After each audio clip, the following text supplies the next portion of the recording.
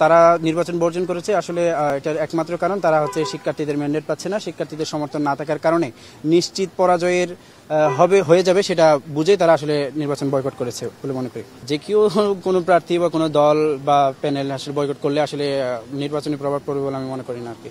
নির্বাচনের বাকি যারা আছে বাকি সবার ফলাফল ঘোষণা হবে।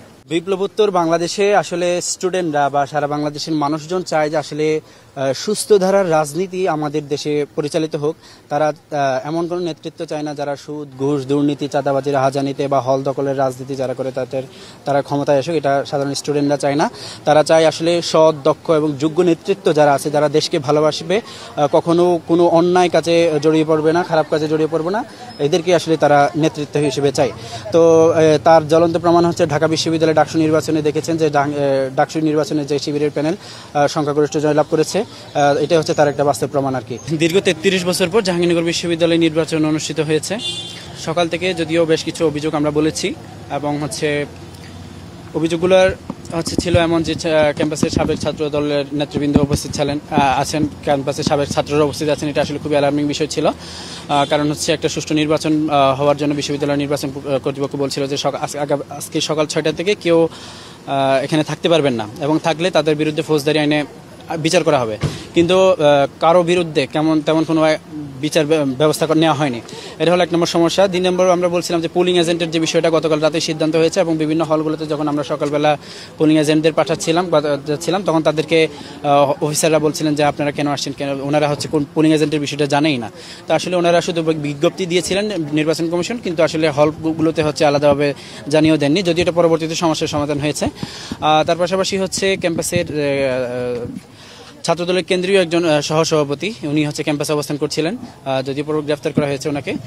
এই বিষয়গুলো আসলে আমাদের জন্য খুবই উদ্বিগ্নের বিষয় ছিল। তার পাশাপাশি বিভিন্ন হলগুলোতে আমাদের বিরুদ্ধে প্রোপাগান্ডা চালানো হয়েছে।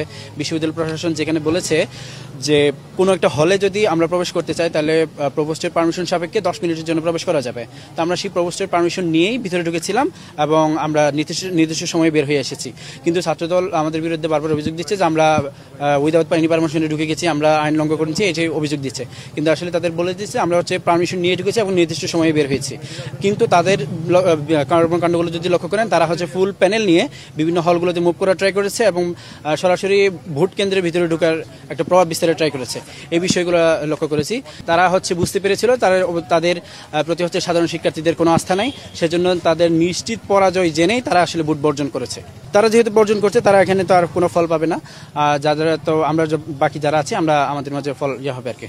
যদিও সকাল থেকে অনেকগুলো অভিযোগ বলেছি আপনাদের, এবং অভিযোগগুলো বিভিন্ন ধরনের অলরেডি এখন বলেছি, কিন্তু অভিযোগগুলোর কারণে আসলে নির্বাচন বর্জন করার মতো কিছু হয়নি। কারণ ভোট কারচুপি বা জাল ভোট দেওয়ার হলেই আসলে মূলত বর্জনের বিষয়টা আসে, কিন্তু সেই বিষয়গুলো যেহেতু এখন হয়নি, তা আমরা মনে করি যে আসলে এখানে বর্জনের কোনো প্রশ্নই আসে না।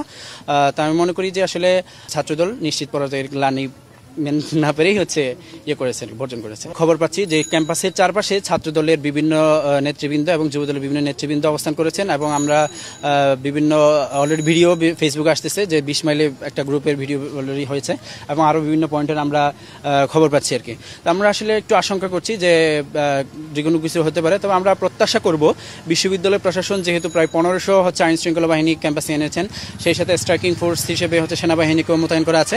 আমরা মনে করি যে কোনো অপ্রীতিকর পরিস্থিতি ঘটার আগেই বিশ্ববিদ্যালয় কর্তৃপক্ষ সেটার বিরুদ্ধে ব্যবস্থা নেবেন বলে প্রত্যাশা করি।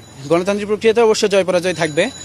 এখন যেহেতু নির্বাচন কারচুপির মতো কোনো ঘটনা আমরা লক্ষ্য করিনি এবং কোনো জাল ভোটের কোনো ঘটনা আমরা লক্ষ্য করিনি। এখন যদি ভোট কাস্ট গণনার একটা বিষয় আছে, সেটা যদি সুষ্ঠুভাবে হয়, আমরা মনে করি যে আমরা যে কোনো জয় পরাজয় সব মেনে নিতে প্রস্তুত।